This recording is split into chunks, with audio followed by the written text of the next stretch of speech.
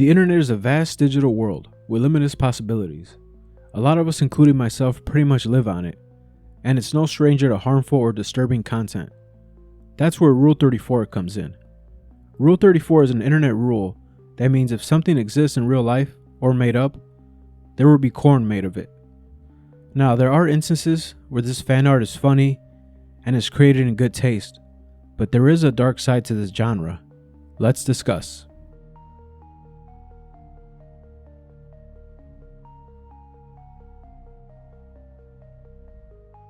Like any internet trend, the origins of it sometimes can be uncertain, but Rule 34 is thought to have started in 2003, when a comic artist named Peter Morley discovered an erotic parody involving Calvin and Hobbes, and he drew a comic depicting his reaction with the caption, "Rule 34, if it exists, there is corn of it, no exceptions."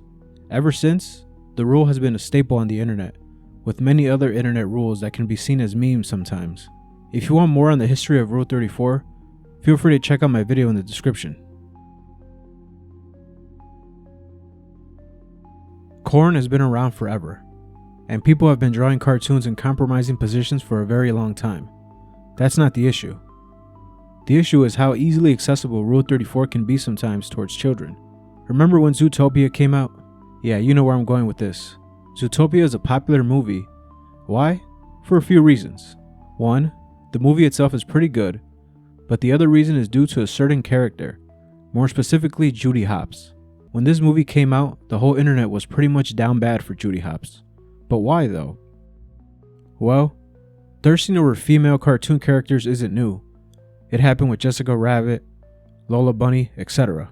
So of course artists all across the internet are gonna cash in on the hype and create suggestive art. Okay, no problem. But these characters can become so popular across all internet communities that the Rule 34 type art can sneak in alongside regular art. Let's say a child searches Judy Hopps just by name on Google. What do you think pops up? Upon searching up only her name, we can immediately see some suggestive art. Most children are curious, so before you know it, they can fall down a rabbit hole, no pun intended, of straight Rule 34, and this in turn can lead to confusion about what they saw and maybe even cause some mental damage. Sure, maybe you could say the parents should do a better job at monitoring their child's internet searches, but let's be realistic. In today's day and age, how can you really keep an eye on what they see on the internet 24/7? Do you guys think this would be the parents' fault, or would Google's search algorithm be at fault? But what happens when real life people get turned into Rule 34? Popular YouTuber and animator Jaden Animations has expressed distaste for Rule 34 due to her being a victim of online artists turning her wholesome content into explicit content. She's acknowledged that there isn't much she can do to stop it, but she is worried that her younger fans might accidentally stumble upon this explicit content when trying to search up her original art.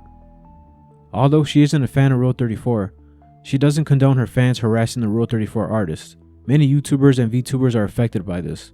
Most of them know there isn't much you can do to stop it, and some of them even encourage it. Creators aren't the only ones being affected by Rule 34. Even big companies like Disney continue to have all their characters Rule 34. I mean, how can they not? They have so many characters to pull from. But that doesn't mean they won't try their best to put out some of the small fires.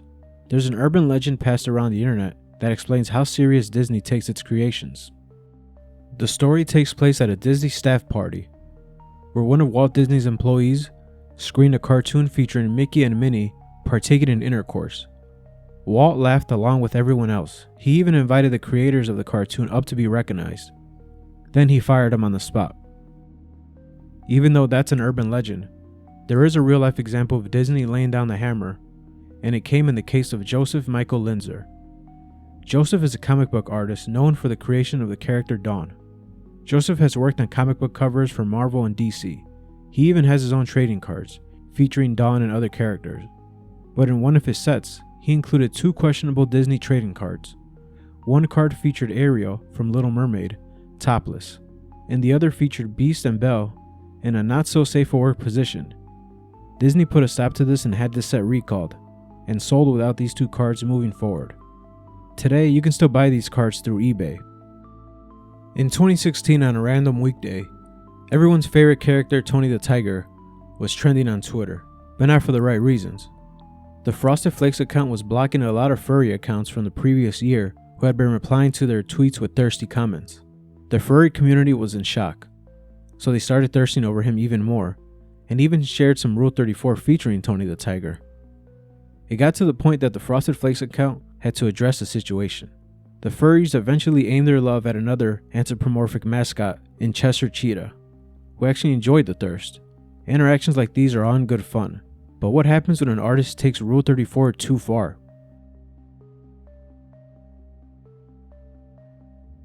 Shadman is a controversial artist. He is known for taking the genre of Rule 34 too far, and even going as far as drawing minors. He started his website known as Shadbase in 2009, and from there, gained a cult following. His work started off as meme corn. He would take current events and turn them into adult content. Examples include Belle Delphine and her bathwater, Game of Thrones, and even fidget spinners. His early artwork was safe for work for the most part. His reputation would grow when he started doing adult art featuring incest, physical assault, and even minors. His art featured fictional people and sometimes real people, but the context of these artworks came off as parody, mainly for jokes, so the internet brushed it off until they didn't. In 2012, an online content creator and animator named Ed Gold tragically passed away. Ed was the founder of Ed's World, which was a website featuring Ed's art and his many different comic series. Shadman, known for twisting current events, saw this as an opportunity and posted an illustration of Ed in a sexual manner with the Grim Reaper. Shadman would defend his work by saying the offensiveness was the point, but his controversies continued to get worse. In 2016, when Trump won his first election, Shadman saw this event as another opportunity to create a controversial artwork. He combined Keemstar's then 7-year-old daughter and Donald Trump in a controversial sexual art piece that went way too far. Not only was this a form of CP, but this was the first time Shadman included the likeness of a non-public figure in his artwork. Then a year later, in 2017, he did a similar art piece featuring Daphne Keene, who was 12 years old at the time. Shadman proved that he doesn't care how far he crosses the line, but he also proved how sick and twisted his mind is. Even after all the controversies, Shadman continues to have a fan base and the support of some creators as well. Most recently, Chris Tyson was exposed for owning some of Shadman's art, but the creators who seem to support Shadman doesn't stop at Chris. Thankfully, over on Reddit, a Redditor by the name of Interesting Pop posted a list of the many creators and YouTubers who worked and continue to work with Shadman despite the terrible controversies. Some big names include Sky Williams, Belle Delphine, Jessica Negri, but the list is huge. I'll leave a link in the description below so y'all can check it out for yourselves. So if anything and everything can be turned into Rule 34, what does the law say about art depicting minors? The law against CP say you cannot do these 3 things. 1. Create depictions of virtual children that are indistinguishable from depictions of real children. 2. Create depictions of virtual children using compositions of real children to create an unidentifiable child. 3. Disguise pictures of real children being abused by making the image look computer generated. One of the problems with this law that I mentioned in a previous video is that the lolly hentai genre found ways around it. Lolly hentai is able to depict crude art featuring what looks like minors, but is able to get away with it by saying the characters in these images are over 1,000 years old, but are trapped in a child's body.